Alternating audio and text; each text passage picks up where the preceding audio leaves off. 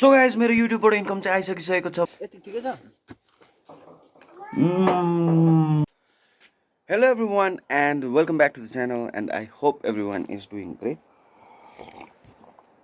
So guys, it's 6:30 in the morning and I am having my hot water with honey. बिहान उठेर चाहिँ पहिला 2 cup पानी खान्छु, त्यहाँदेखि चाहिँ यो हट वाटर विथ हनी खान्छु, त्यहाँदेखि भरे मात्रै म आजकल कफी खान थालेको छु। And the weather is super दामी, सन घाम दामी लाग्नु थाल्यो। एन्ड तपाईँहरू थम्बनेलमा र टाइटलमा हेरेर आउनु भएको छ भने चाहिँ हो yes guys, today we are gonna try out the bird eggs. त्यो क्वेल बर्ड्सको एग चाहिँ आज हामी खानेवाला छौँ, ट्राई गर्नेवाला छौँ, त्यसको डिटेलमा रिभ्यू दिनेवाला छौँ। के हुन्छ कसो हुन्छ हेरौँ।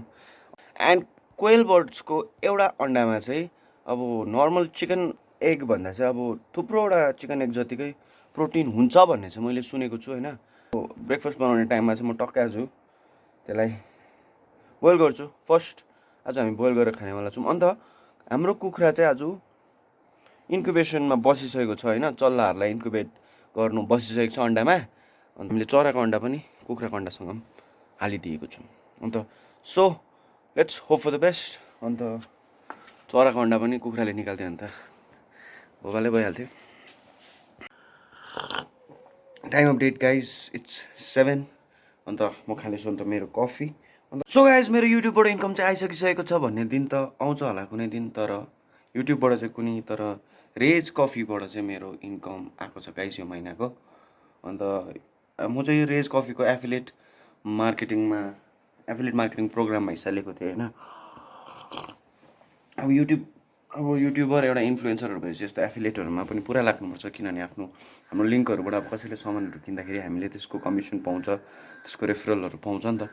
अन्त मैले अब मेरो यो मन्थ पनि यो मन्थको स्टार्टिङदेखि गरेको थिइनँ, नोभेम्बरको 20तिर कहिलेदेखि भएको थियो। फर्स्टमा त मेरो त्यस्तो थिएन नि, तर पछि चाहिँ अन्त 23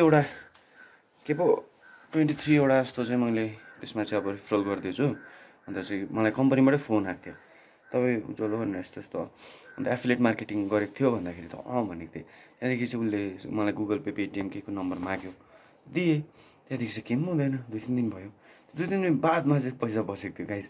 अन्त मैले फेरि एमाजोनको पनि एफिलिएट मार्केटिङमा प्रोग्राममा हिस्सा लिएको छु। अब म त्यसबाट पनि गर्छु। अन्त तपाईँहरू पनि एकपल्ट रिसर्च गर्नुहोस् यो एफिलिएट मार्केटिङको बारेमा। एफिलिएट मार्केटिङ गरेर हामीले राम्रो इन्कम पनि कमाउनु सक्ने रहेछौँ। तपाईँहरूको लागि यो चाहिँ इन्फर्मेसन है, यो केही स्पोन्सर्ड कुरा होइन नि, यो जस्ट इन्फर्मेसन। अन्त तपाईँहरूमा कसैले रेज कफी अर्डर गर्ने छ भने चाहिँ मेरो लिङ्कबाट अर्डर गर्नुभयो भने तपाईँहरूले 13% कति डिस्काउन्ट पाउनुहुन्छ। अन्त त्यसमाथि पनि मेरो कुपन कोड UZZWAL लेखेर हाल्नुभयो भने 20% डिस्काउन्ट अझै त्यो माथि। So go and check it out guys, त्यही भन्नु थियो। सो यहाँनिर चाहिँ पाक्दैछ अहिले जरा र सागको सब्जी। अन्त यहाँ चाहिँ मेरो हातमा छ 3टा अन्डा चराको। अन्त 3टा मात्रै उब्रेको रहेछ, किनभने अरू चाहिँ हामीले कुखुरालाई ओथ्रा दिइसकेको छौँ। हुनुहोस् अब बिग्रिनु पनि सक्छ, अन्डा निकाल्नु पनि सक्छ कुखुराले, चल्लाहरू, चराको बच्चाहरू। सो हेरौँ के हुन्छ। अन्त अब चाहिँ हामी चाहिँ अन्डा चाहिँ आमाले जहिले पनि कुकरमै बोइल गर्नु भन्नुहुन्छ, तर यत्रो अन्डा छ, यत्रो ठुलो कुकर फुट्छ होला जस्तो पनि लाग्दैछ। सो अब अन्डा बसाउँछु, त्योपछि अब सिधै अन्डा खाने बेलामा भेट्छु तपाईँलाई। ओके गाइस, अन्त सब्सक्राइब चाहिँ जसले गरेको छैन छिटोभन्दा छिटो सब्सक्राइब गरिदिइहाल्नुहोस् मेरो च्यानललाई। एउटा अन्डा मले चाहिँ त्यस्तो हुन्छ क्या, मलाई चाहिँ मले हो कि जस्तो लाग्यो। बडीले त मामाले दिनुभएको थियो सतीश फुपाले दुध र यो बल्ल निले नि भन्दा किन मिठो हुँदैन अरे दुधसँग बिहान चाहिँ आमाले चाहिँ खाली पेटमा चाहिँ एकवटा खानु नि बिहान दुध। किन खाली पेटमै खानुपर्छ भने यो त दबाई हो। अब दबाई भन्दा खाली पेटमा खाने हुन्छ नि त कोही चाहिँ। अब यो दबाई होइन, त्यो त अब खाने कुरा हो, कसरी दबाई हुनसक्छ। झन् खाली पेटमा खायो भने झन् ग्यास भएर मान्छे चाराको अन्डा कहाँबाट जाने होला खानु, ग्यास हुँदैन अरे। यत्रो साइजको हुँदो रहेछ आफ्नो आँखाको साइजको, आँखाभित्र अट्ने। तर बोक्रा चाहिँ पुरा टालिँदो रहेछ। बोक्रा चाहिँ फेरि त्यो रुएर ल्याउनु पर्छ ल पखाली ल्याउनु ल पखाल्नु खानु बोक्रा के गर्छ यहीँ पखाल्नु न अन्त कोलाई पखाल्नु मन छ पिसाब पोल्ने बिमार मलाई त भइसकिसकेको छ नर्मल अन्डा जस्तो रहेछ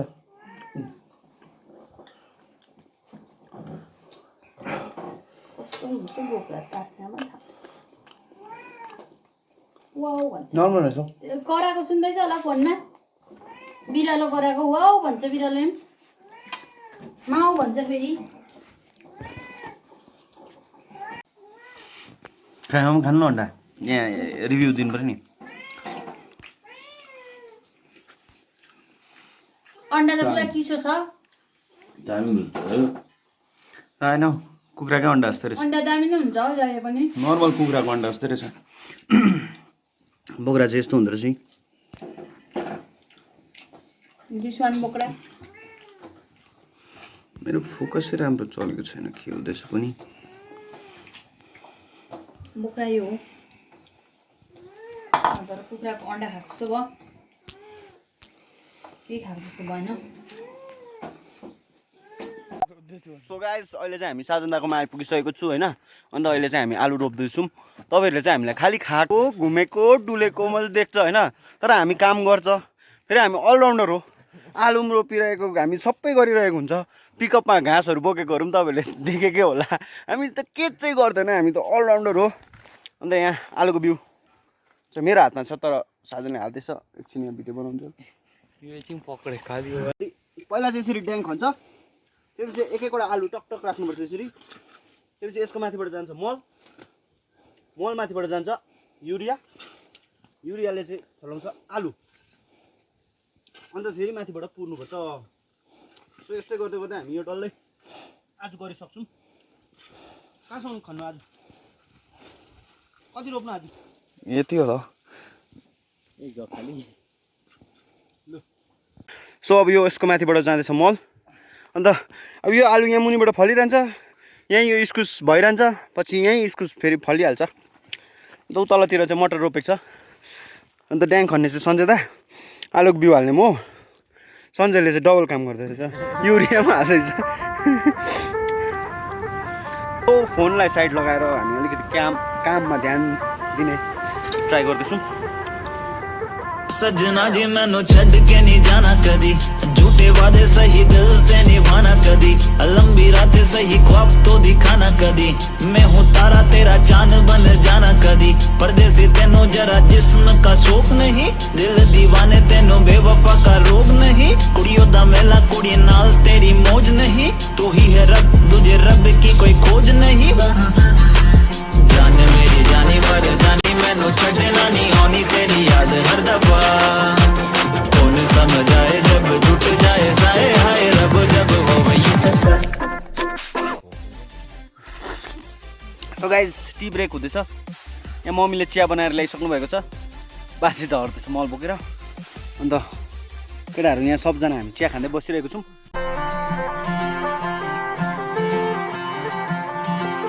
सजना जी तेरे बिना जिया लागे ना हम रब से मांगे तुझे और कुछ मांगे ना सो गाइज आजको कार्यक्रम सकिसकेको छ हातको दुर्दशा भन्नुपर्दा चाहिँ यतिको छ अरूको लुगा